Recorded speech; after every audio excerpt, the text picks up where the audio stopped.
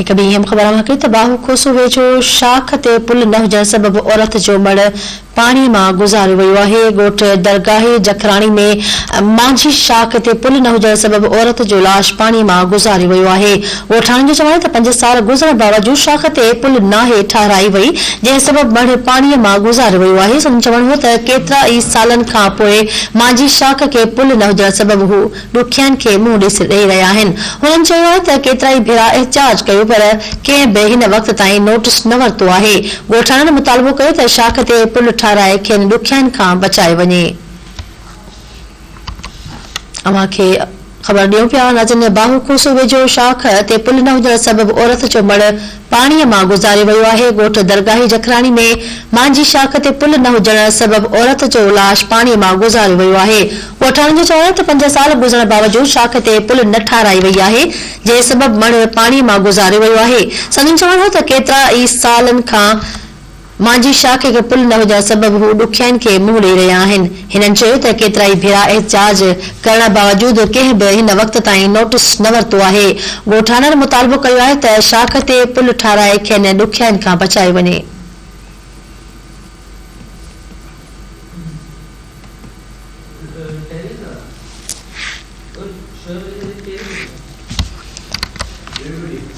ख़बर बाबति आगाह करे आहियूं। बाहु कोसो जो शाख ते पुल न हुजण सबबि औरत जो मड़ पाणी मां गुज़ारियो वियो आहे।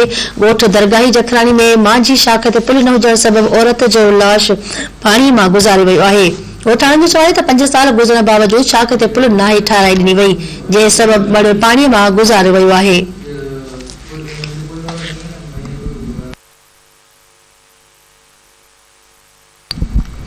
संदन चवणु हो त केतिरनि ई सालनि खां मांझी शाख खे पुल न हुजण सबबि हू ॾुखियनि खे मुंहुं ॾेई रहिया आहिनि।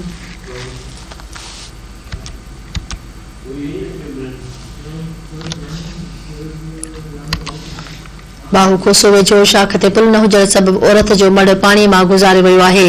ॻोठ दरगाही जखराणी में मांझी शाख ते पुल न हुजण सबबि औरत जो लाश पाणीअ मां गुज़ारियो वियो आहे।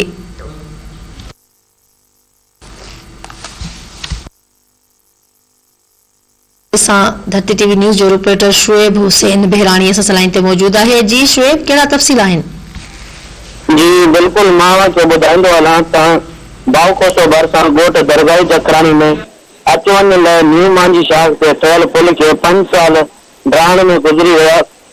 संदसि बहाली लाइ हिन वक़्त ताईं को बि उपाय न वरितो आहे, जंहिं सबबि इलाइक़े जा माण्हू महतनि जी तदफ़ीन लाइ बि पाणी मां जागण ते मजबूर आहिनि। अमीराबाद वासियुण औरत जी मयत खे दफ़नाइण लाइ न्यू मांझी शाख मां झांगी करे कब्रिस्तान पहुचायो वियो।